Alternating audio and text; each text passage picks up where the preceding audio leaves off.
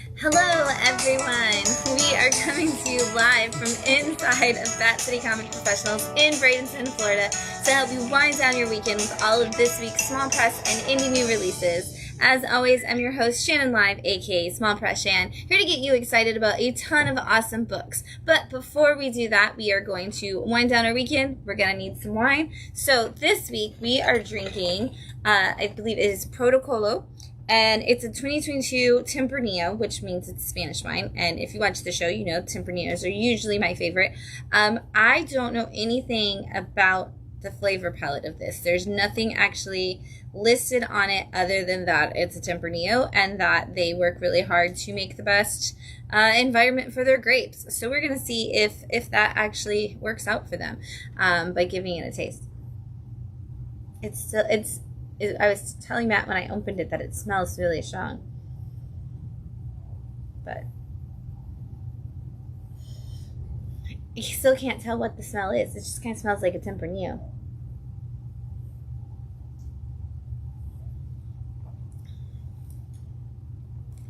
And some spices. That's got like strong like kick. Oh yeah, that back kick is weird. Wow. Spices were real strong in that first taste. It's like almost clearing me out like with some. Yeah, it does kind of have that, and it's really like I said, it's got a really strong kick on the back. This is definitely one where I also think that the flavor palette's going to change as it does, because you can feel like it almost leaves a little bit of buttery texture on your tongue after you drink it, but it has all that spice up at the front of it. So it's an interesting wine. I'm curious, do you have this one in your app? Can you see what it says its like blend is?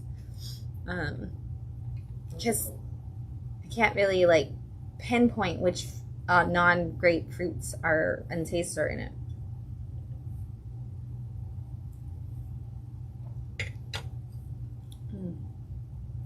I like it though because it's not abrasively spicy. It's like a nice spice. What do you got? Oak, vanilla, tobacco, plum, blackberry, black fruit. Plum. And 27 mentions of red fruit notes. Plum? Plum is probably what I'm getting that is like, what is that I'm tasting? Cherries. A lot of people say cherries. But plum. I feel like there might be some of the plum, because there's just something that, because plums are so like rich without a flavor all at the same time, and I feel like that's kind of what this is leaning into, is like a little bit of that like base flavor that a plum is, but also have like almost feel like the texture of it, like to the, you know. Yeah. Do you taste the tobacco? Do you feel like that's a taste in there? No, I taste oak. You taste the oak? Yeah, I don't taste the vanilla at all. Not really. I feel like when people do a review for Tempranillo, they feel like they have to say there's oak and vanilla in it, whether or not you can really taste it. But I could see that might be something that we do come across as this opens up a little bit. So we'll see. We'll keep drinking it. I'm curious how much more of like the blackberry flavor will show up, but it definitely has the color palette of like plums and blackberries. So, all right. Well, we're going to be drinking that throughout the show. If you're hanging out with us, we'd love to hear that you're here. See what you're reading, talk to, learn what your favorites were this week, because it was a pretty big week for indie and small press books. And it was a big week for Bat City, too. We had a lot of events going on. We had our Ladies and Non-Binary Nerd Night, which was wild, awesome, fun time. We had our quarterly subscriber party, which was also a wild, awesome, fun time. Thanks to everybody who came to both of those, and for all of the wonderful people who brought like snacks to both. Ladies' Night has kind of become a monthly potluck, and Subscriber Night is a potluck, and we had some of the best food. Shout out to everybody who just made some amazing dinners and dishes to share with us.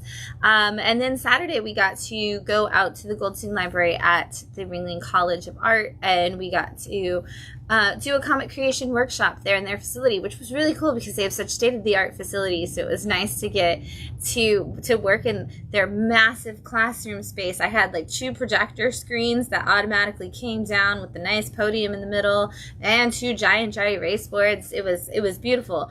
And we had some great some great comics. We had a couple of students who have graduated from Ringling for illustration, some professors, Kelly, the librarian, who helped set up the event, some people throughout the community that came. And so it was really cool to just get to see like such a wide variety and yet see so many incredibly talented people. So thank you for having us out Ringling. If you haven't been by the library to see our off-panel exhibit, which kind of has some really cool historical pieces, including some of the books that were used in the Senate hearings that led to the Comics Code Authority, and things like an X-Men 1. If you want to go see some of those big comics that are a part of history, we have some of those as well as some original art on display at the Ringling Library until the early part of August. And then we also had Slam this last Saturday, which was lettering, and it was such a packed house for that class, and it sounded like it was really cool. Matt taught it, and we got to see some awesome, cool things from that conversation. This week coming up, there's not going to be a lot. Please keep an eye out on our social media. Matt and I are headed off to San Diego for San Diego Comic-Con, where we're going to be doing some panels, hosting a signing, and of course going to the Eisner Awards to not only celebrate with all of the creators who are nominated for their fantastic books that we obviously love and adore, but we are also finalists for the Will Eisner Spirit of Comics Retailer Award, which means that we are named one of the top 5 stores in the world again this year for the 3rd year in a row, which is really exciting. Thank you so much to the judges and to all the people who nominated us. The process is that your community nominates you, but then you're judged by a group of industry professionals from the comic industry who actually narrow down the finalists, and then they're also the ones who pick the winner. And so it always means so much to be included in this conversation, and with such great finalists this year, we're just honored to be at the table, and always humbled by the love and support that y'all all give us for those nominations.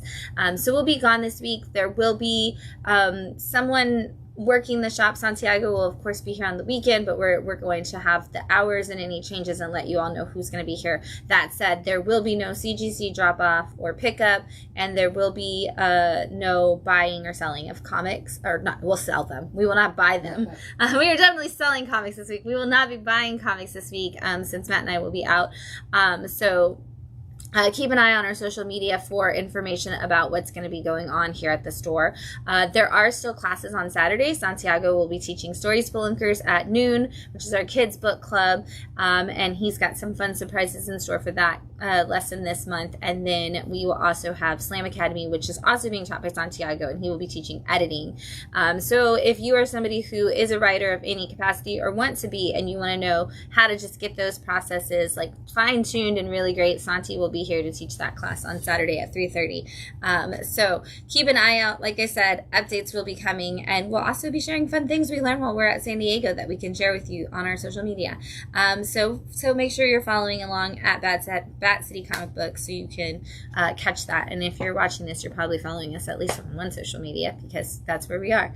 All right, we are going to be talking about some comics really fast, so I'm going to jump in because there was a lot this week, and we're starting to see a lot of the publishers who didn't have distribution for a minute start to get that back, and so we're seeing some bigger piles starting to come again, and that's going to launch with Thundercats issue 16 from Dynamite.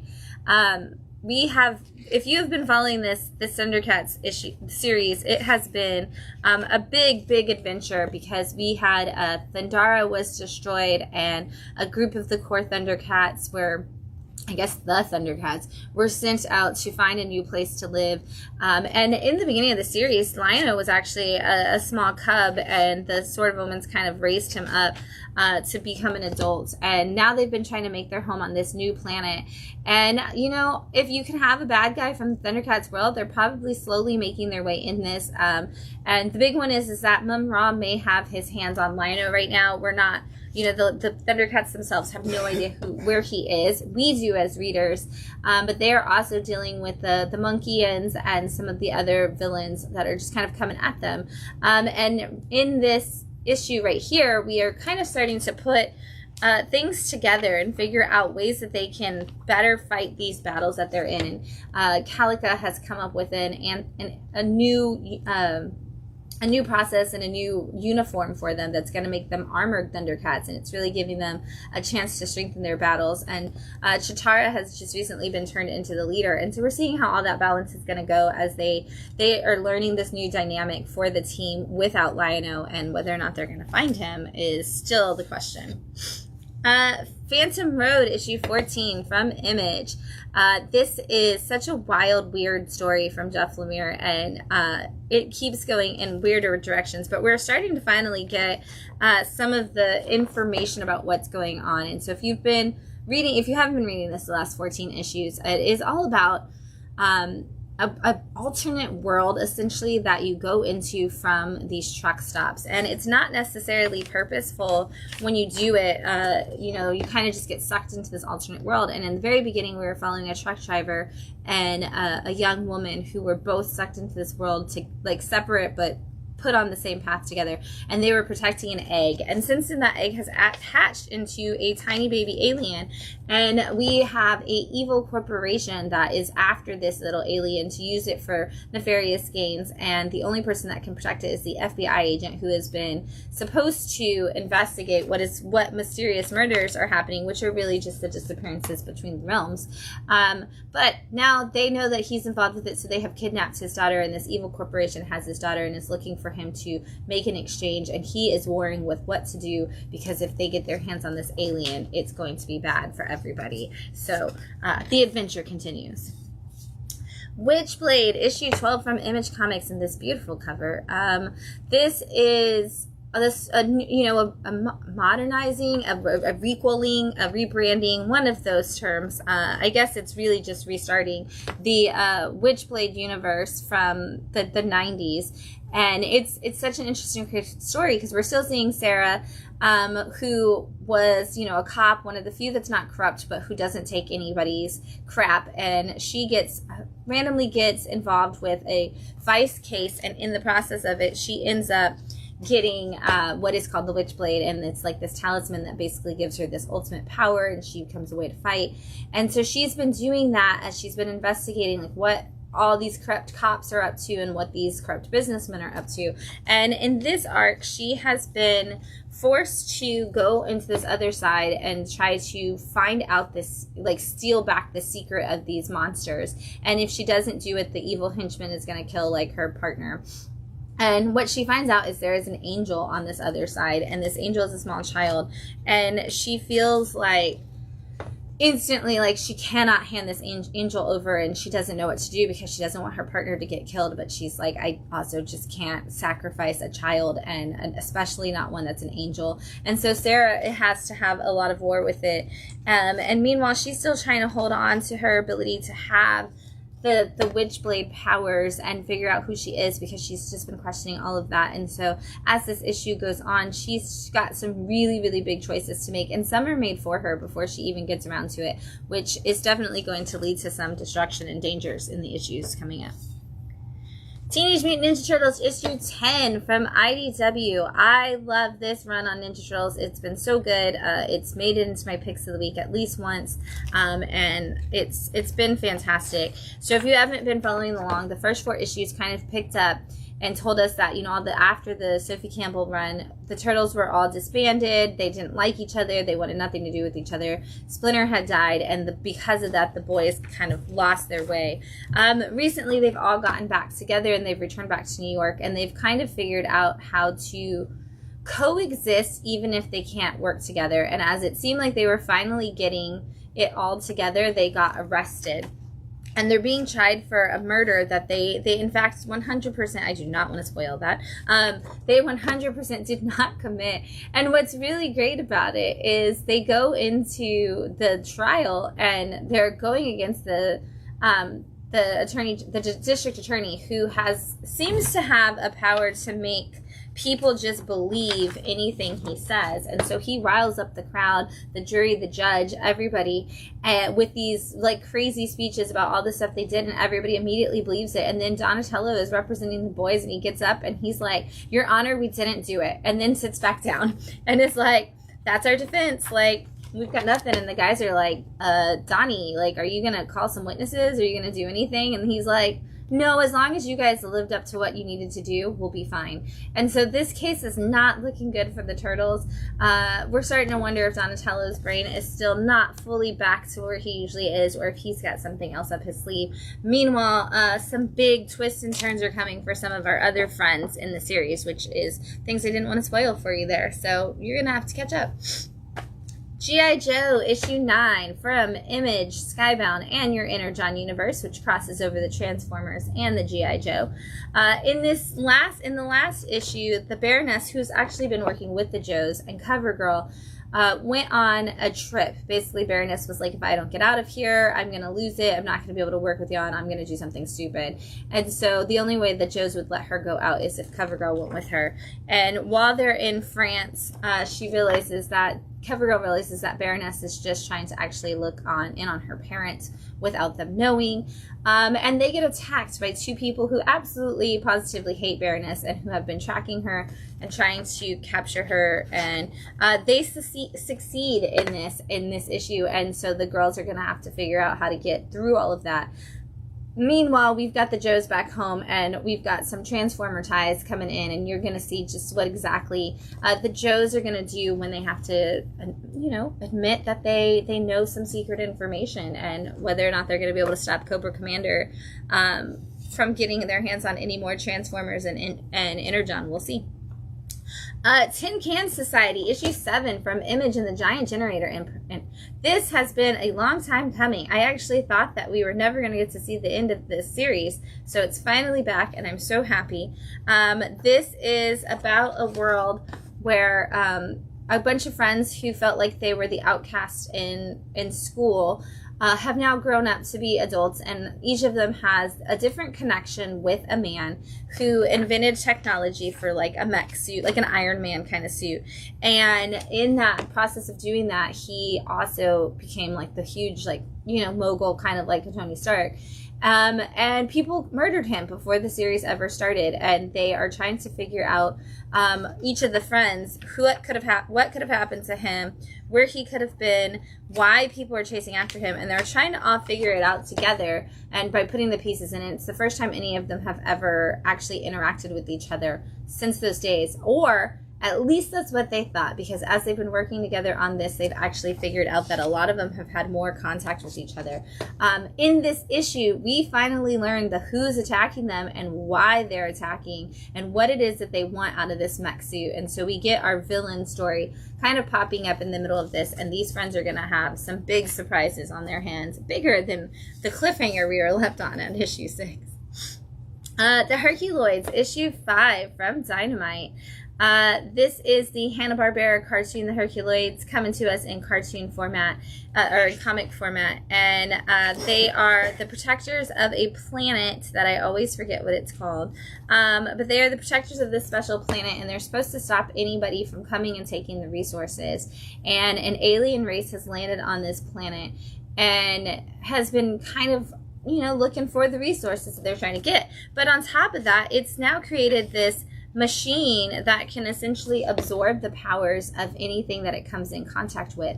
And the problem with that is that as the Herculoids try to give up their day off that they were finally going to take to stop this bad guy, every time any of them fight them, they get the monster starts to grow, or the machine starts to grow into a monster, I should say, with all of their powers. And so whether or not they're going to be able to stop it is one thing, but then also what is it that the monstrous machine is really after is another thing we see as this issue goes on, and it leaves us on some cliffhangers for some more.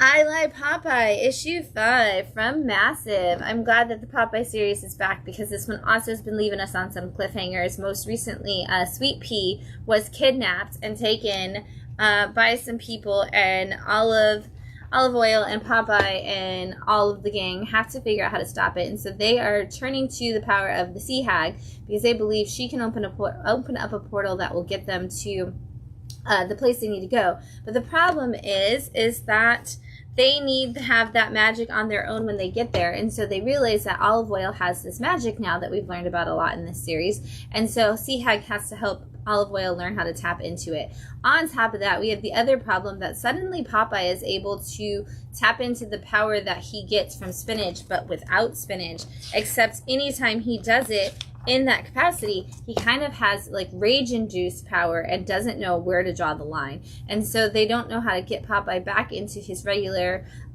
good-natured person who's not going to go too far. And so they're trying to balance all of that while also trying to figure out if they can save little old Sweet Pea before it's too late. It's just a fun Popeye adventure that's actually like really honestly a lot more, like, feels like there's so much more to the story than just the comic strips even had. So it's fun to go on a bigger adventure with him. Pin-Apocalypse issue 4, also from Massive. I'm excited this series also finally came back because I love it, and this is such a fun adventure. And in this issue, in this series, so you know, we have been in a zombie apocalypse, and it's kind of in the 1950s, and it feels very much like a B movie. We have our classic, preppy girl who just wants to be like the perfect girlfriend and have like the debutante experience, and it's her birthday, and on her birthday a zombie apocalypse breaks out, and the only person who survives with her in the city that can like help her get through this is the greaser chick, who is like kind of, she's got the boyfriend who destroys everything that this girl loves. And it's just been the two of them fighting against aliens and zombies and everything else. And in this issue, we learned some more things about their relationship and the idea that maybe there's more for them than just being the last two people on Earth. And we have some really beautiful moments, and we learned some things, like our main character learned some things about herself that she wasn't necessarily prepared to think about, like one way or the other. And it's such an interesting issue, and again, major cliffhanger. We have so many like issue 4, issue 5s this week, so we are getting like these big giant cliffhangers, and this one is no exception to that rule. We've got Pastime issue 4 from Mad Cave. If you haven't started this one, this is the perfect time to do it because it's baseball season and you should definitely be reading baseball books right now. And this follows a bunch of people during the barnstorming days of baseball, which were kind of the games that set up in different places. A lot of times that included the Negro Leagues and some of the other players who weren't allowed in the MLB at the time. And one of the big things that they did was they played games at night, which the Major League Baseball did not have at that time. There weren't lights at the stadiums, and they didn't want it because it was supposed to be America's pastime and something that families came out and did together, and you didn't need to be playing out late at night. But the barnstorming leagues did, and so what that leads to in this story is a vampire playing for one of the teams. And we've seen how that's impacted some of the other players and some of the people that they've interacted with.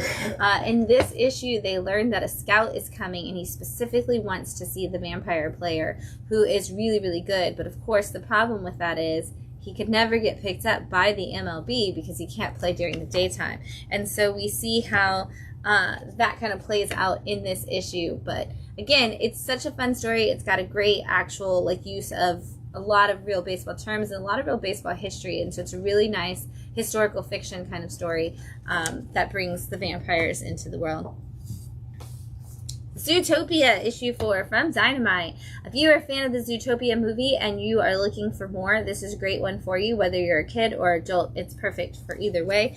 And this issue is actually told from Nick the Fox's point of view. We've been following mostly from Judy's point of view as they've gone on this investigation to figure out like what's like each of the cases that they get somehow seem linked together to somebody like who is paying people to do some weird jobs and sales. And so they're investigating this corporate office in this issue, and Judy finds out that there is something going on outside, and Nick is like, well, I'll look into it, and jumps out the window, not necessarily on purpose, but or not really by his choice, but his investigation goes a little sideways and it gets crazy. And we get to see some hijinks ensue as the two of them continue on this case. And again, we see how it connects to the big overarching case that the two are on as the story unfolds. Far Down Below, issue 4 from Mad Cave. This is a really big adventure, I think. You know, it feels very much like an 80s movie adventure, like a Goonies or something like that, where we're going into like weird, over the top, like adventure zones. But like, how did we even get here?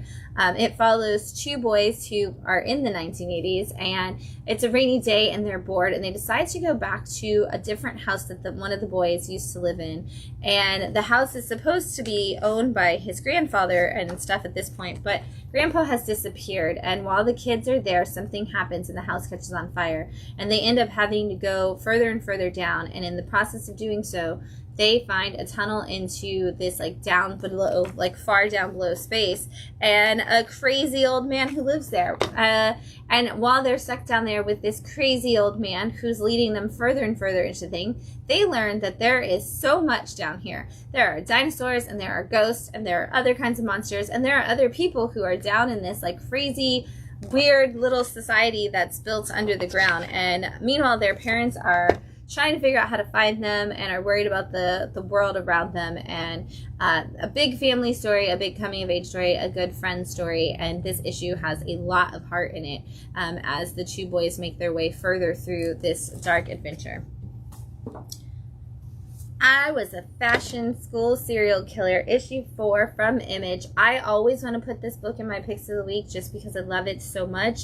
I always have to like take it back and be like, okay, no, it doesn't need to be there every time, but you should be reading it every time.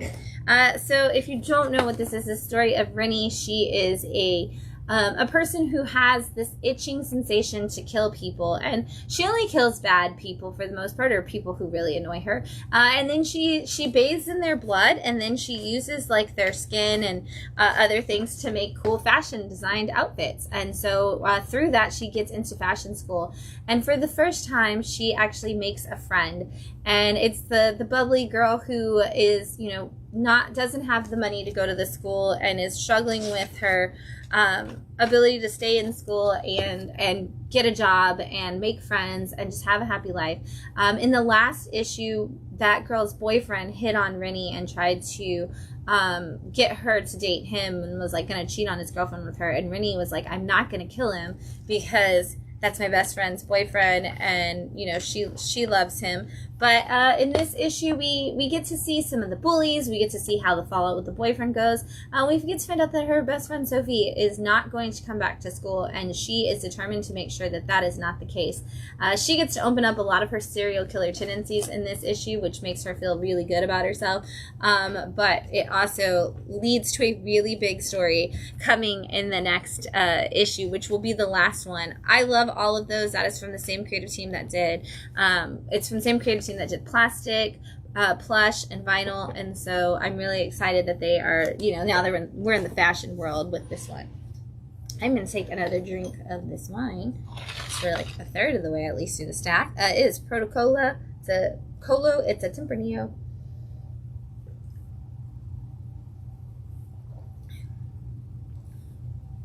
Oh yeah, there's way more in there now.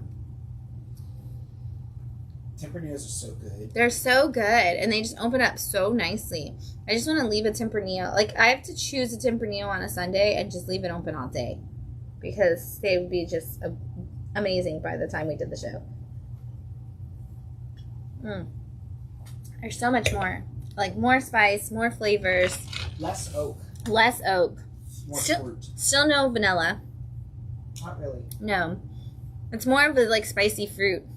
Like, it tastes like a jam that, like, without the jammy flavor, it tastes like the flavors in a jam that you would put, like when they make, like we have a chili jam for our charcuterie board.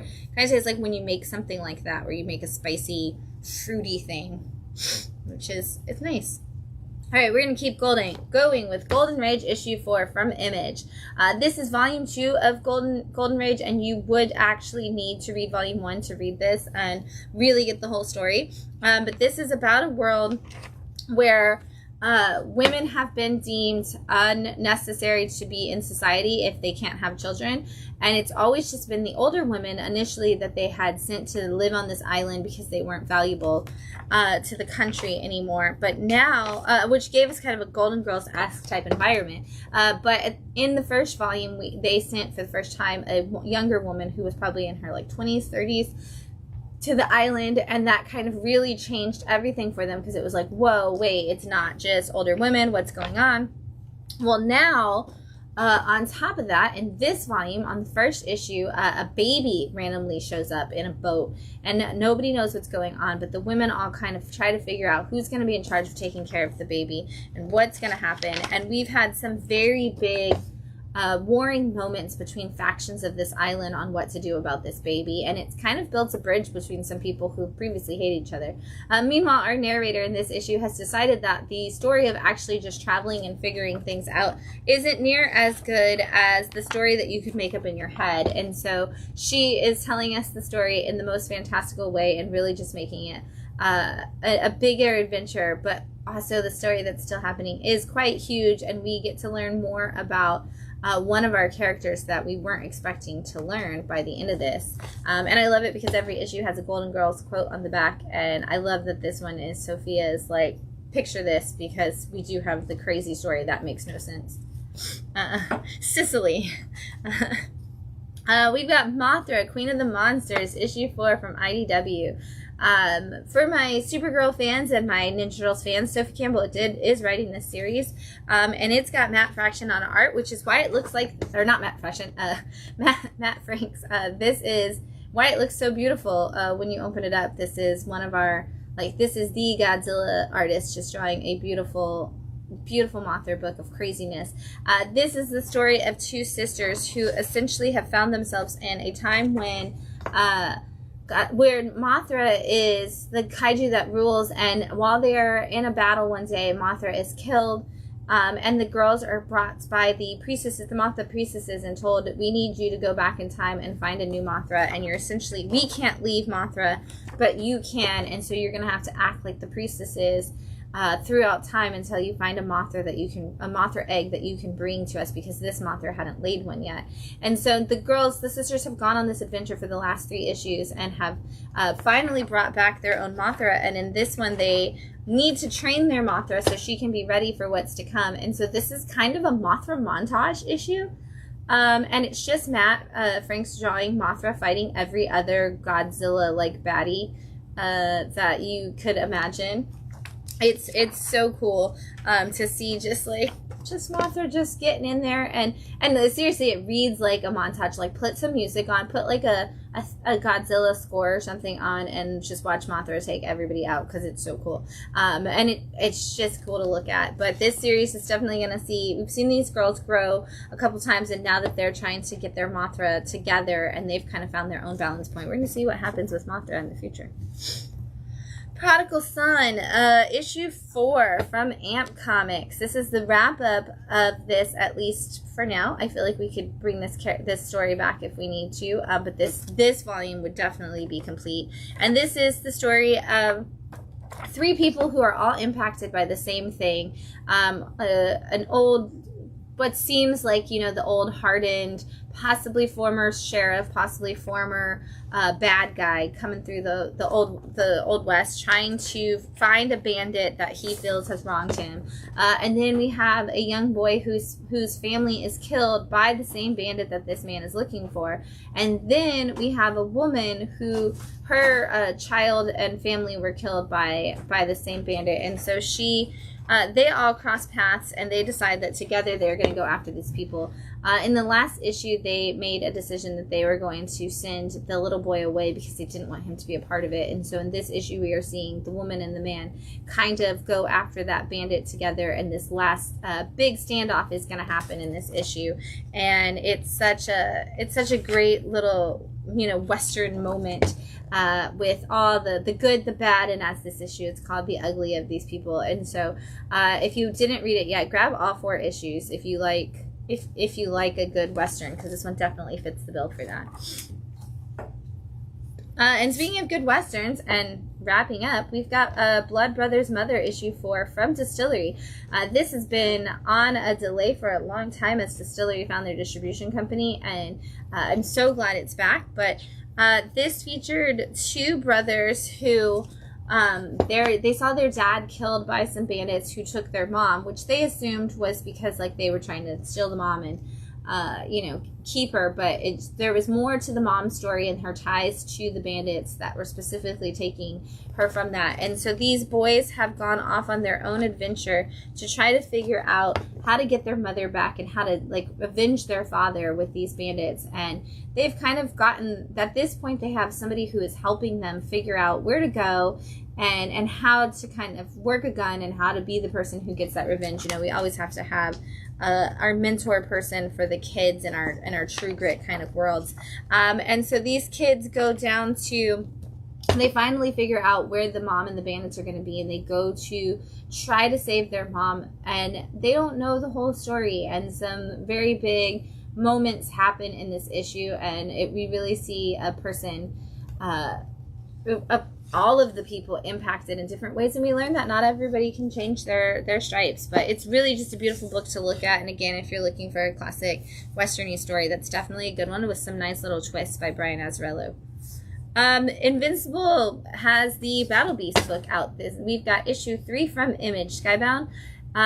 This is all about some wild fun, really. This is just watching Battle Beast go across the galaxy and beat people. Battle Beast is a character from the Invincible universe who has decided that he wants to die in glorious battle, and nobody ever gives him that opportunity because he's never come anywhere near close to dying in a battle before, and that's what he wants. And the ship that he has commandeered is against him, very much so, absolutely hates him, and is determined to figure out a way that it can help him get killed because it would avenge its own people who used to own the ship, but also would just make it happy. And so they are attempting to take Battle Beast to a planet where he will have to fight somebody that could possibly destroy him, but the ship in the last issue double-crossed him, and so they are out in the middle of space, and all of these people are attacking them, and Battle Beast in this issue is just going to go through the motions of defeating what has come to attack him in hopes that he can still get to the glorious death that he's hoping for. If you're an Invincible fan, you absolutely need to add this to your collection. And if you're not an Invincible fan, you don't have to know anything about Invincible. This is really just a solo Battle Beast story. Even if you don't know who Battle Beast is, they explain it really well in the first issue, and you can have just fun with a very violent character destroying the world. The Cold Witch, issue 3 from Image. This is also part of the Shrouded College universe that Charles Soule created in the last couple of years, which is just like this magical place that puts people in its debt so that they can be forever tied to working for it and doing its different things. And in this series, we find out that there is a woman who her partner was killed by the Shrouded College. She was supposed to be free of them, and something happened, and you'll find that out as you read, but he was killed by them, and so she's determined to get even with the Shrouded College, and the way she wants to do that is by releasing the ultimate villain that they have contained, which is the Cold Witch, which is a woman who will grant you your wishes, one wish, but when she does it, you will pay the price for whatever it is that she determines that price to be for giving you your wish. And so our kind of former spy herself and very awesome woman who actually kind of reminds me of Baroness from G.I. Joe is on this hunt to find this Cold Witch and release her. And in this issue, she finds the person who helped her husband, or I guess his partner, I don't know if she's actually a husband, but find the person that helped her partner find the Cold Witch in the first place so that the Shrouded College could contain her. She finds that man and is like, hey, I will release you from the hell that you're in, from all of the things that you did to the Cold Witch, if you can just tell me how I can find her and what I need to know about her. And she goes on that adventure, and it is wild, and I don't want to spoil the second half of the book for you because this is the big turn in the series. If you didn't read anything Shrouded College, you don't have to read Cold Witch, and I think that this has definitely been the best of the Shrouded College titles so far, so you should check it out. Blood and Thunder, issue 3 from Image.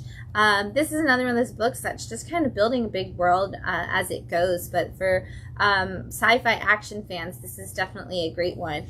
This is all about a young woman who lives in one of those worlds where, you know, it's futuristic, and there's the high class live on the top level and the poor live on the bottom level of the world. And she is working as a cop, and the cops have these, like, they all have specialty weapons, but she has the same weapon that her dad had, which is this AI gun, like a gun with AI in it that has conversations with her. And so it's kind of her only friend because she's on the outskirts. She's not really technically involved with too much. And so she is sent out to stop this, like, really evil villain who has escaped from prison and is attacking on the people on the rich levels of the world. And so she goes out and is trying to stop them. And while she's doing that in this issue, she actually learns the villain has some weird questions for her that makes her wonder, like, if she's not even human or if there's something strange going on with her. And meanwhile, we actually get a little epilogue in this one, because in the very first issue, she was chasing somebody down, and when she found them, the thing that they had stolen were books, and she had no idea what books were because they've been outlawed and banned for so long in the society that she's never seen one. And we get to see a man who has control of all of the library of what is left of books, and his worry that somebody is coming for them. And we're going to see how that actually starts to come into play. And I love it so much. I love that we're starting to build the book thing back into it, because that's the part that really drew me into the story. Risk issue 3 from Black Box Comics. This is a story of a woman who owns a secret, like, society, essentially, that kind of runs the odds on everything. They kind of do a lot of gambling control and like brokering bets and things like that. And so she's essentially just like a bookie, but at the same time, she's also so good at what she does, and she has this essentially magic power to do it, that she's been brought into a lot of other situations beyond just regular gambling. And in this issue, we see her change the odds on somebody that is going into a fight, and by betting against them, and it really gets in that person's head, and it causes them to struggle in their fight, and they personally want to take it out on our risk leader. And she's like, hey, I'm just playing the game, like, if you can't handle it. And so we get to see how this fight comes not only to be, but also what it does to ripple effect through the whole entire organization, and what other people have been planning against her as that happens. Los Monstros issue 3 from Dark Horse. I'm so excited. I love this book. This is another one that could constantly just be a pick of the week because it's so good. This is an alternate society where Los Angeles is actually called Los Monstros, and everybody there is some kind of universal monster type character. And we are following the, like, crime noir kind of detective story of the detective of that town, who is actually a werewolf. He is the Wolfman, and Wolfman used to be a police officer and was accused of being corrupt, and so was let go from the force, and so now he owns his own PI agency, and he is hunting for the lost love of some human's life. And in this issue, he actually has to go and confront his own old partner, who is a very, like, Frankenstein's monster-esque kind of person, and he learns what it is that his old partner did and what the corruption was that actually, like, took him down. On top of that, he's able to find some of the people that he's going after, because as he's been investigating this case to find this lost lady love of the human, he's also figured out that there is some shady stuff going on with a bunch of other people. And in his process of trying to do that, he gets stuck in a mess and is going to have to cancel the date with the woman that he really loves, but has never actually taken the time to ask out. And you just get those beautiful, like, classic detective moments in just such a fantastical world with such cool art. And it's so cool to see the Universal monsters in that story. If you haven't read it, highly, highly recommend Los Monstros. The Toxic Avenger, Toxie Team Up, issue 2 from Ahoy Comics. This is Toxic Avenger with the Jersey Devil. This is issue 1 of this anthology series, was all about Toxie and Jesus from Second Coming mixing up. This one is Toxie with the Jersey Devil from the Ahoy Jersey Devil story. And in this one, Toxie learns that sometimes your boss can be a real monster. He is trying to work in, like, he ends up going into this diner. I guess he's not even working there, really. But he goes into this diner, and he's remembering being there when he was a kid, when he was just Melvin. And he's like, oh man, I've been to this diner before. It was awful. I came with the bullies. They were picking on me. And then while he's there, the guy in charge of the diner comes in and it's just like a complete jerk to him. And he thinks that guy's the biggest problem that he could have. But then, like I said, he learns that sometimes people's bosses can be a real jerk. And that guy's boss just happens to be the Jersey Devil. And the Jersey Devil and Toxie get into a huge fight.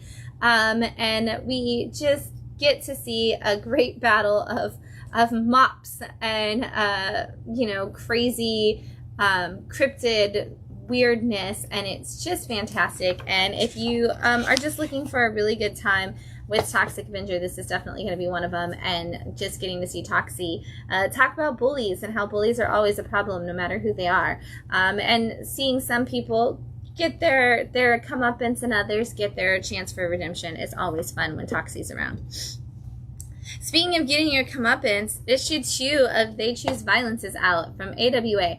Now, if you watch the show in order and regularly, you know that we talked about issue 1 last week. That was because issue 1 got delayed and had to do a reprint, because when it came in the first time, it was messed up. So that's why issues 1 and 2 are so close together. But here we are with issue 2.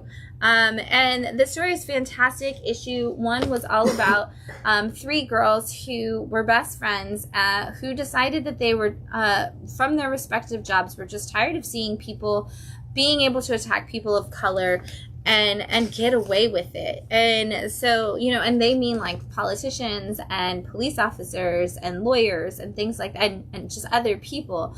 And so they were so tired of it that they decided to take matters into their own hand. And so using their skills as police officers and like medical professionals and attorneys in general, they were able to start creating a system where they were able to go after people, and in that they would do it on all of their attacks took place on birthdays and important people of color who were either attacked by somebody or had made a big impact in the society.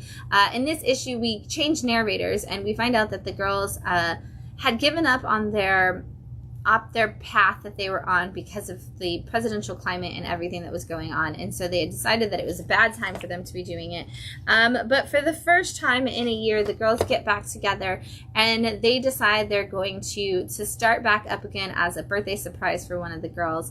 And we get to see exactly what the process actually looked like. In the first issue, it was kind of all the why are we going to do this and, getting started. But this was actually like takes us back and shows us the way that they actually built out the world that they had created, and also how they made sure they never got caught. And it also leads us to are they going to get caught now? Because without the same systems in place, are they leading themselves to a problematic situation? This book is so good. I cannot wait to see what happens. It's 5 issues. We're only on issue 2. If you haven't grabbed a copy yet, grab 1 and 2 and jump in, because it's politically charged, it's action-packed, and it's just really good storytelling too. Speaking of good storytelling, we've got issue 2 of Benjamin from Oni Press. This is the book that Matt said is essentially just a Philip K. Dick story. This is, which story did you say it was? Which Philip K. Dick book did you say it was? My Tears, the Policeman Said. What? Flow my tears, the policeman said. Flow my tears, the policeman said. Well, in this world, it is the man they forgot to erase. And that is a Philip K. Dick title if you ever had one. But this is all about a man who is essentially the writer of a famous book, a sci-fi book series, or series of sci-fi books, I should say, who is supposed to be dead, but in issue 1, he's just there and he's alive and he might possibly be a robot. And in this issue, in issue 1, they were like, the person he aligns with is like, okay, how can we figure that out? And he's like, well, this is the plot of one of my books. So they go to find the books and they're going through all of them and they figure out that it's most likely the man who they forgot to erase, and they decide to kind of follow that plot.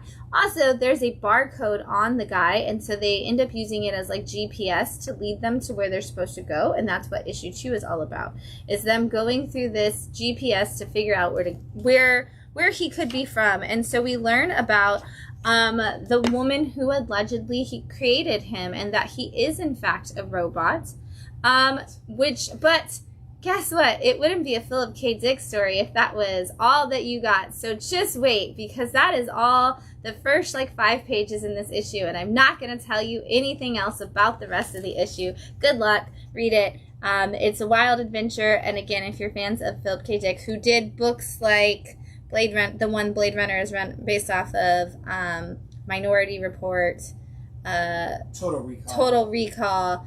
What are other ones that people know that I'm not gonna name right now? What's the one that you read that Ubik? That I was like, that everybody's obsessed with. If you're fans of Philip K. Dick and books like that, and movies like that have come from those books, this series is definitely for you. It's only 3 issues, which I'm really sad because they decide to be concluded in the next issue, and I'm very sad because it's so good. But you definitely, I'm not telling you anything else about that issue, so good luck. Go read it. Johnny Quest and Space Ghost come to us with Space Quest number 2 from Dynamite. This is the blending of 2 very popular Dynamite titles right now in 2 Hanna-Barbera worlds. As Johnny Quest, in his world in the 1960s, is messing around with some spacecraft that arrives in his area. Meanwhile, Space Ghost's little buddies are messing around with some tech that they built in their own time, and in issue 1 that causes the 2 sets of kids to switch places, and now Johnny and friends are in space with Space Ghost, and Space Ghost sidekicks are at home with Johnny's dad, and they are both trying to figure out how they can get back to their respective places. But it wouldn't be a good story if it was that easy, and so Johnny Quest and Space Ghost now find themselves facing some big opposition from one of Space Ghost's big villains out in space, and some crazy, possibly alien, possibly humans trying to stop alien people are showing up here, trying to make sure that Johnny's dad and anybody connected to the discovery of this spacecraft are not able to get any further in their studies. And so we are going to see how these 2 stories interact and how any of these people are able to get back home, and how this might impact the Space Ghost and Johnny Quest stories to come.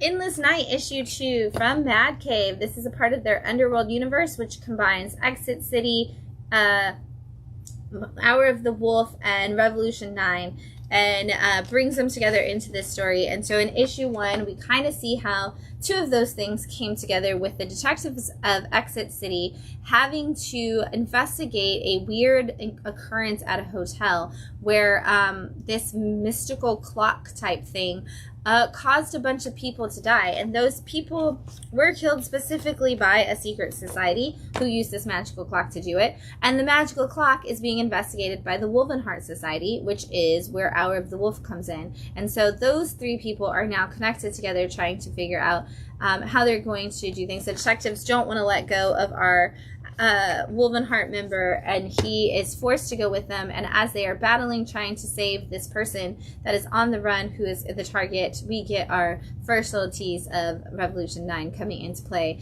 And it's super cool. We see them all come together. We're also getting to see a little bit more of each of their stories in there, because each of them, their mini-series, were only 4 or 5 issues, so it's kind of cool to see a little bit more of a reveal, and also how they're all trying to save this one one hacker guy that's the only one who can stop the secret society from the evil things that they are trying to do.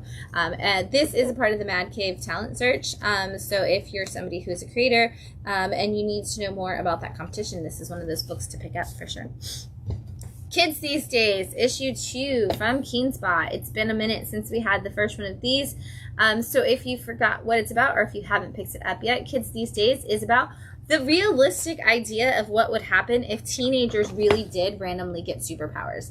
Like, if the Power Rangers really happened and, you know, a bunch of kids, teens with attitudes, were given superpowers, would they actually go out and start helping people, or would they act like a bunch of idiots? We learned in issue 1 that they're going to act like a bunch of idiots, and they're not really going to get the point that they're supposed to help people. They're just going to try to, like, increase their social media presence and figure out what cool stuff their powers can be. Well, a person came in who is here to train them, kind of be their sensei, and show them what's important, and kind of explain to them that there is something more going on in this world than just them, and that they need to actually use their powers as a way to stop some of these evil things that are occurring. And so in this issue, they are kind of having that wake-up call moment as they figure out whether or not, you know, being a superhero is all it's cracked up to be. Be Not Afraid, issue 2 from Boom Studios. This is such a dark, crazy, wonderfully wild book that I'm loving so much of. This is, in issue 1, we learned about that the story was about a woman who had a baby with an angel, and that baby did not grow up to be angelic at all. It is a very dark, scary, twisted story, and the man has some very, like, not even like nefarious plans. He just seems to have like the inability to do good. He's almost demonic in his existence, and this mom has been suffering for it. In this issue, we actually go back in time and get to see the mom's story of her growing up and what it was like with her mom after her dad died, and the connection she had with that parent and that abusive relationship that was there, and why it was that she turned to not only the church but to the angel that she eventually turns to have her son. And we get to learn a little bit more about that while also seeing what her plan may be for how to deal with her son, because if she doesn't kill her son, he might destroy the entire world. And so she's just kind of having to have these moments of realization while also kind of give us her story about how she got to where she is. And I don't want to spoil too much from it because it's still building so much in this universe. All right, we got some new number 1s for you. This Ends Tonight, issue 1 from Image. This is one of the hot books this week. I think this might be the only non-blank cover we have left of this actually now. This is a wild story. It is all about these two sisters who go out on like a party weekend in a Vegas kind of space, because one of the sisters is turning 21, and it's like, oh, we're gonna finally get to have the party and we're gonna like introduce you to the family like secrets and stuff. And what we learn about the family secrets is a lot, and basically they're essentially like princesses to this big family dynamic, and there is a lot of people who are coming after them and a lot of people that they are after. And the one sister who hasn't had any of the knowledge of this so far is very surprised to learn about all of the how far this stretches as they are being attacked to this entire party. This opened up a huge big world, a big action movie, a lot of connecting pieces and things that we're going to learn about. We didn't get all of it in this issue. We're just starting to get some of the big things thrown at us, as well as some little details. Even though we're not technically following the sister that doesn't know anything, we are kind of getting the reveal at the same time as her, and so we don't know anything more than she does. And so it's kind of like, why is this happening? Well, it's happening because of this crazy thing, haha. And then it's like that turns into something else to turn into something else. So it's definitely an action-packed first issue. You're gonna want to make sure you don't miss it.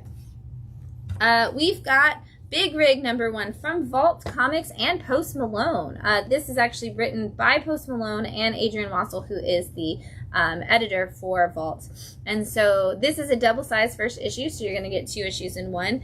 And it's all about some wild demons, man, and some demon hunting.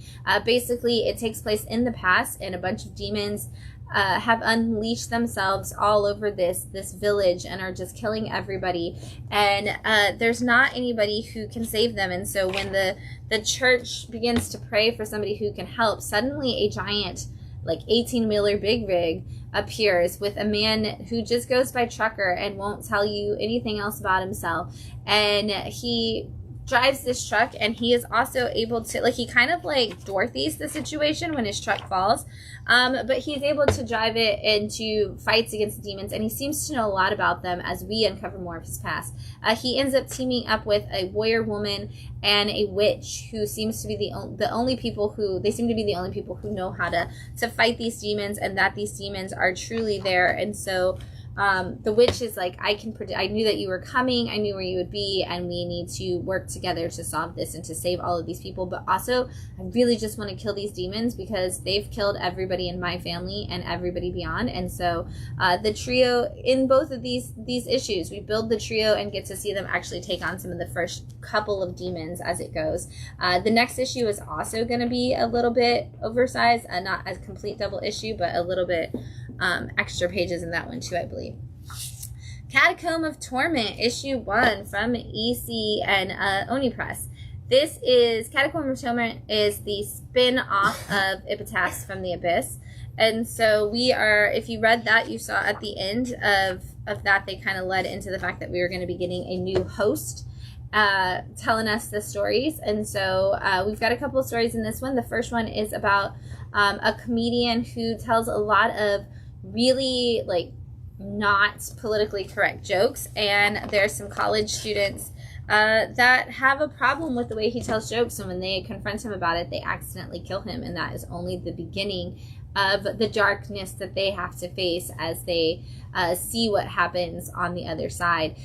The story immediately following that is also about a bunch of college kids, and they go on a vacation to Mexico, and they are mistreating the land and the people, and they're like, oh, well, I don't, like, really just extremely racist towards all the people there. And they go out into the land and they're running their mouths about some things, and the land decides to fight back. And to remind them that, and to remind all of us that as far as Earth is concerned and Mother Nature is concerned, there are no borders and there are no differences in people, and you can't go against nature at the end of the day. And then we have another story that's about a chef who cooks entirely in mushrooms and mushroom-based foods, but how he plants the mushrooms to get the different flavors is very interesting and exciting, and I'm not going to show you any of that story because the twists and turns on it are really good. And then the coolest part of the whole thing is the last story in there is actually an EC horror reprint, and it is an issue about a woman who, or sorry, that was about a woman who goes to work in an orphanage for that for young kids, and the guy in charge is being really tight with the funds and isn't helping the kids and has left them being malnourished and mistreated, and she comes in and is trying really hard to help the kids, and she finds out that he is scamming the money and that the government never actually cut the funding to the organization. And it's Halloween, and the kids just want to have some Halloween fun, and well, they do, and it's awesome. And if you are like, I really wish I could read some of those old EC stories. I like that they're starting to, like, I hope that that's going to be a trend, that they're going to keep putting them in the back of these now. Gargoyles is back with a new #1 with Demona. Everybody that was reading the Gargoyle series was like, what happened to Demona? Why wasn't she in it? Well, now she's here with her own #1, and this is going to take us back to the year 1093, and it shows us Demona as a gargoyle. It's not about her story as a human, but it is about some of those early days of the gargoyles and the humans who run the country around them, the kings and everything. And so we actually get, we get to see the different rise and fall of different kings and princes and all of the connections they had to the gargoyles, and who was out for the gargoyles' goodness and who was out to destroy gargoyles because they didn't believe in them. And Demona as an immortal who can't can't be killed in the same way as the other gargoyles, kind of finds herself in this position of both annoyed by gargoyles who don't listen to her and also trying to be the protector of everybody. And we get to see just the beginning of that story as it unfolds in here. Ghost Pepper, issue 1 from Image and Skybound. This is another one of those hot books of the week. I think this is the very last copy that we have of this issue. And it's a fun adventure already getting started. It follows 2 different characters. One is a girl who owns a food truck in this like post-apocalyptic world, and her food every time she shows up is the best food, and everybody is mad, and they're like, what is her secret? Well, the secret is that she uses a lot of ghost pepper, and she's got this like great ghost pepper flavoring in her food, and so she very much has I Heart Skull Crusher vibes to her, and I really like her personality. Well, so she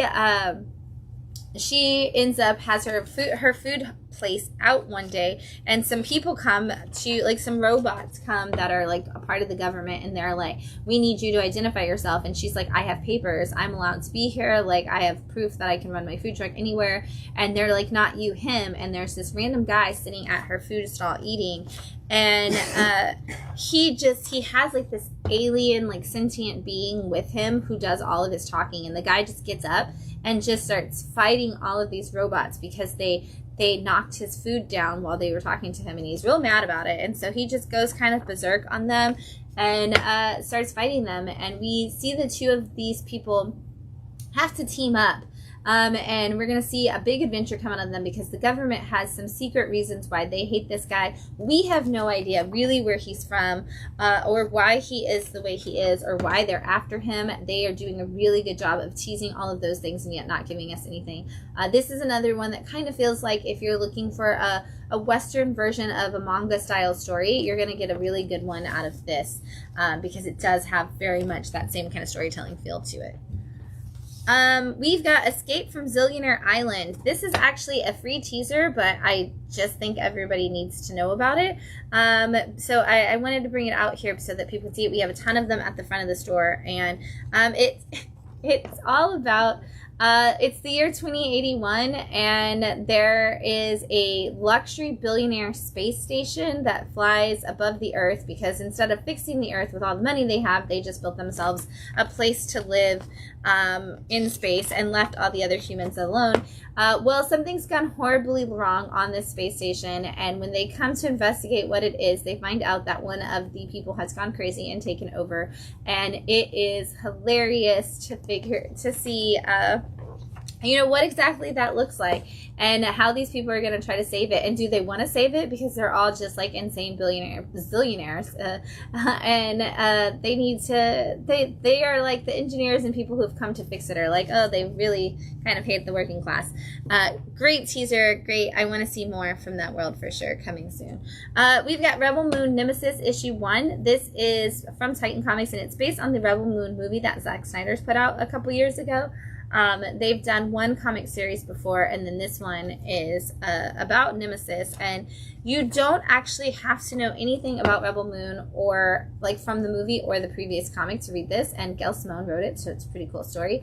Feels very like sci-fi space like version of Red Sonja, honestly, because it is about a woman who feels like there's just not a way to describe herself and what she's going through. She's kind of lost everything, but because she's not a widower and she's not a mom who lost a child, she's in this like completely, or she's not a widower, she's just like, I don't know what I am. I've lost everything. I've lost my family, and I don't know anything more than like I want to destroy all these people. And so we see her, we get to see her backstory, and that she was raised by a family who kind of lived on the outskirts, and the dad sent her and her sister to go train with some monks and become just these like masterful fighters. And when they come out of that, she realizes that or they come to terms with the fact that like the government is trying to destroy everything, is trying to steal all their crops and poison all, like take all their fish and take everything from them. And they're like, the only thing we can do is we have to beat them to it, and we just basically have to poison everything that we have and leave. And what falls into that leads to her becoming this person who's on this revenge quest to avenge her whole family and everything that she had. And we're going to get a big story out of that. All right, I'm going to take another drink before I do picks of the week, because Matt just made a face of how delicious it was when he drank it, so I need to drink it again. Oh, yeah. Yeah, that's real spicy now. Oh, my goodness. That's good. That's really good. Man, I love Tempranillos. Just such great wines. All right, we got 3 picks of the week for you. Up first, I really felt like this week was all about characters changing their stripes and like getting to that point of character development and arc growth on so many of the characters that we saw. And I think that 2 of the books did it just absolutely fantastically well. And the first one is Redcoat 13 from Image and the Ghost Machine imprint. We all knew that like these moments were coming, because in every issue of Ghost Machine, Simon Pure, who is our main character, or Ghost Machine, of Redcoat, in every issue of Redcoat, Simon Pure has told us that he is named Simon Pure, but he is anything but. And he's always says that he'll always just do whatever he can for himself, and he's never going to help anybody. And in every issue, he helps everybody around him. And in the last issue, we saw the Northerner appear for the first time and tell him, you know, Simon, you have to take a side. This is the Civil War. If you don't take a side, it's going to lead to changes in American history, and it's going to destroy it, and America will never come back from this, and we'll still be in the same spot and way worse off, and I need your help to fight these people.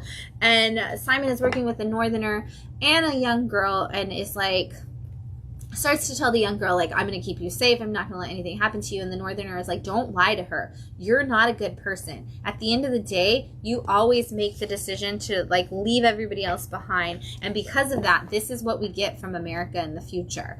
And you can see it on this double page spread that I'm holding up, that it's a terrible situation. And he's like, and it's all your fault, Simon. And Simon has to make that decision. Is it just about him, or is he going to finally to become something more than that? And as somebody who's an immortal person, he feels like it doesn't really affect him, but he's learning that by being immortal and being connected to all these humans over the course of time, it really does. And not only that, but his immortality is connected to the existence of America, because it was done by the founding fathers. And so it just opens up the story for a lot, and we are going to see some of our first big changes to the Ghost Machine world, because we are going to see, we're building towards First Ghost, which is going to come soon, but also we are building towards some big crossover moments with Geiger and some of the other things, and we get teasers for that in this issue, and it's going to be huge, and you should just jump into all things Ghost Machine right now. But definitely, if you're like, which 2 do I start with? Start with Geiger and Redcoat, because you're going to get a big universe that's going to lead to even more. You're not going to want to miss it.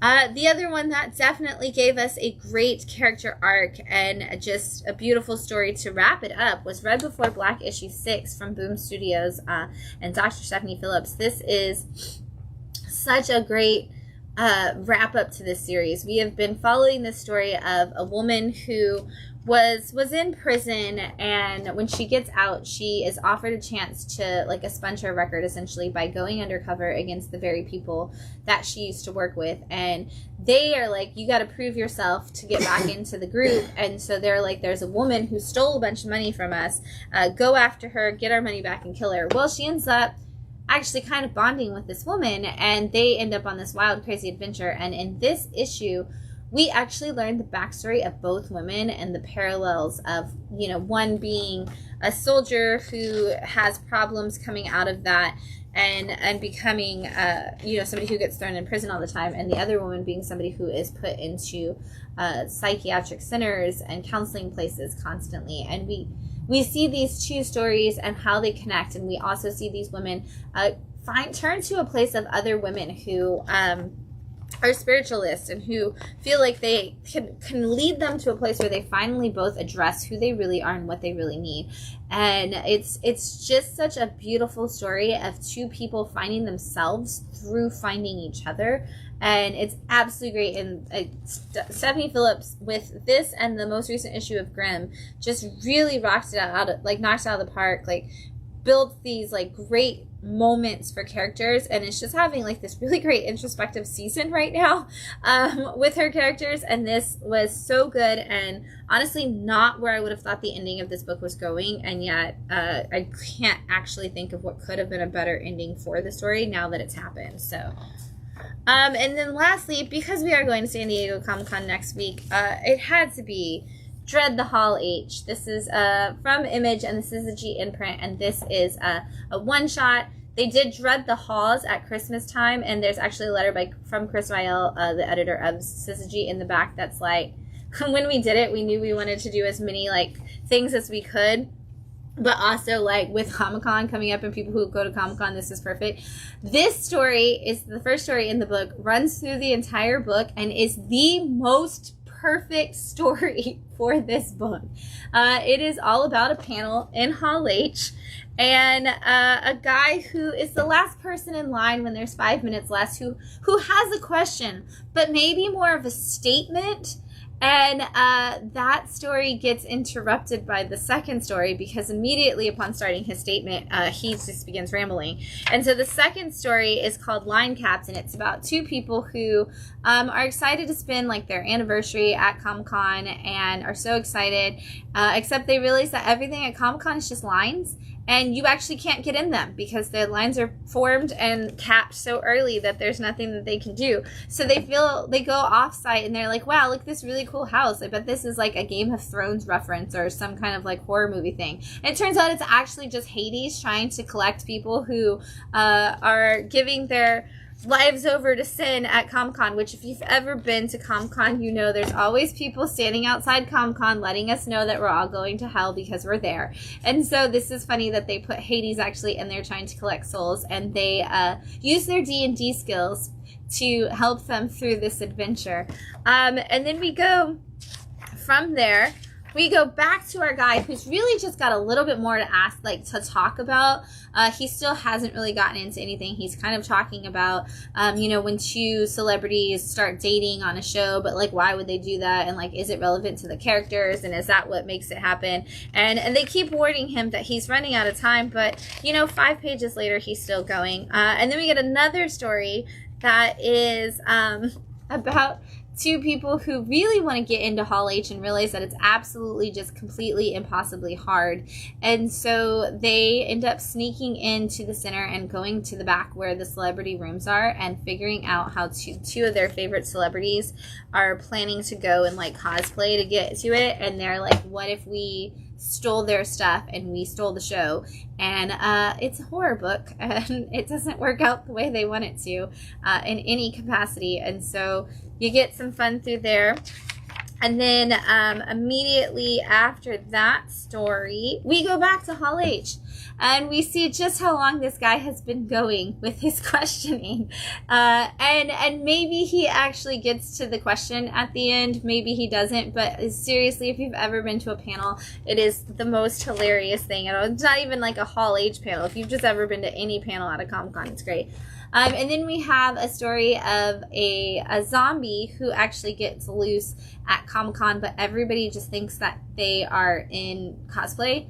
And so there's all the way like the marketers and the other people try to use it for their own gain. And in this story, there's actually a reference to Comic-Con back when Twilight was in Hall H, and the sprinklers, they forgot to turn the sprinklers off that night.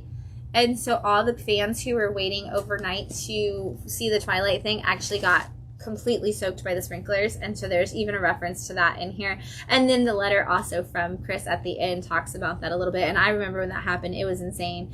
It's so crazy. Anyway, if you are a fan of Comic-Con, like San Diego Comic-Con specifically, this is so good. But if you've ever just gone to any Comic-Con and you want to have the experience of that, this is a lot of fun. And if you're somebody who's like, I want to know what it's like to go to Comic-Con, this may be a horror one-shot, but I promise you it's not really that far off from what it's like to go to San Diego Comic-Con. And it's got some really great Maria Wolf covers and variants. So, all right, we're going to fly through some other things really fast. Speaking of variants, if you didn't pick yours up yet, we do have our Toxic Avenger Bat City Comic Professionals exclusive variant. This was drawn by Matt Bors, who is the writer of Toxic Avenger, and this is the #1 issue for the new Toxic Avenger ongoing from Ahoy. So make sure you get them. They're only $10, which is super crazy for a store exclusive.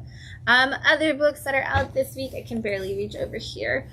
Crypto, the last arc of Krypton had issue 2. We had our giant size House of M, which is us doing those giant size stories again, but with from classic moments, but with Miss Marvel connected to it. Red Sonja Noir, this is a one-shot, but we also got our Red Sonja versus Army of Darkness issue 3. Yes, 3 finally in. Death of Silver Surfer, issue 2.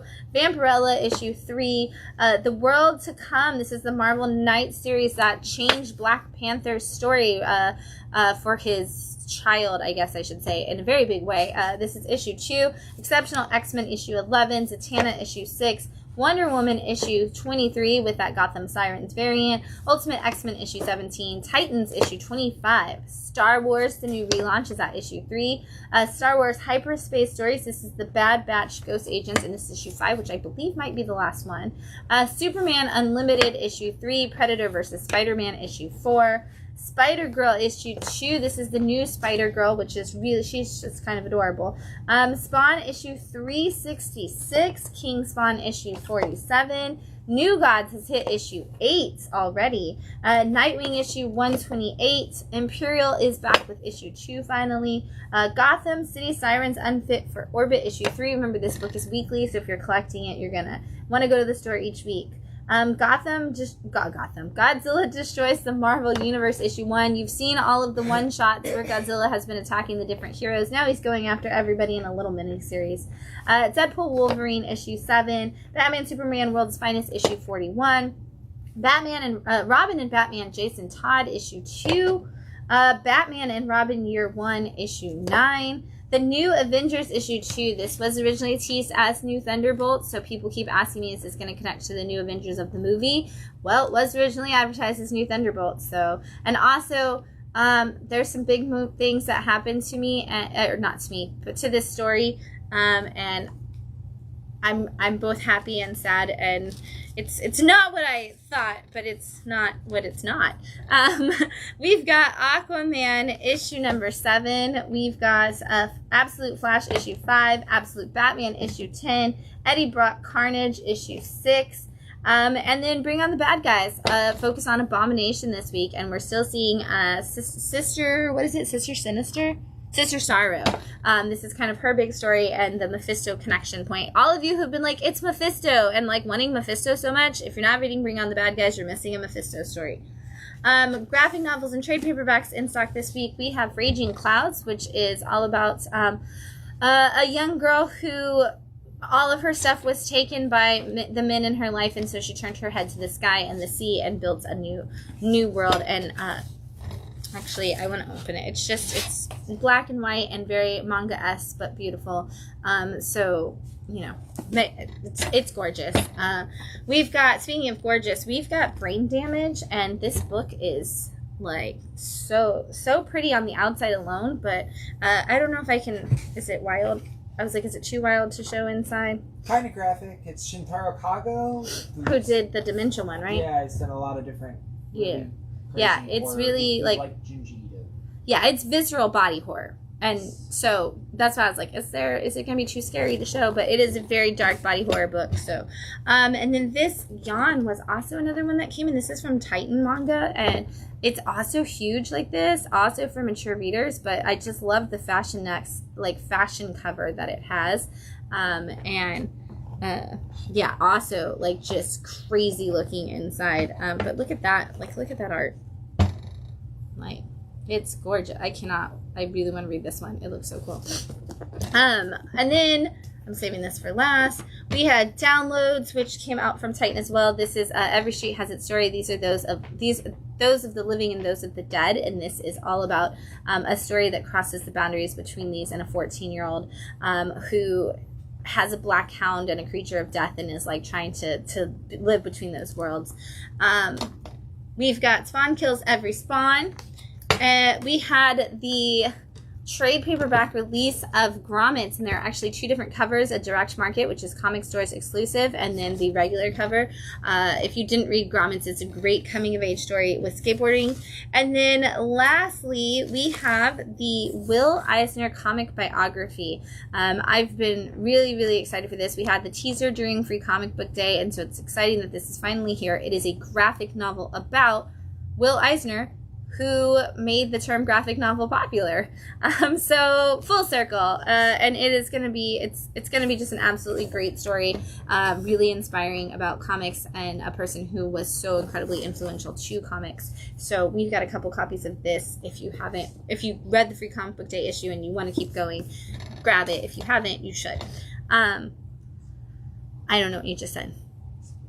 Oh, yes, and this is Will Eisner, as in, like, when I said we were finalists for the Will Eisner Spirit of Comics Award earlier, this is the same one. And the Eisners, the Eisners in general, are named for Will and all the work that he did in comics. And, the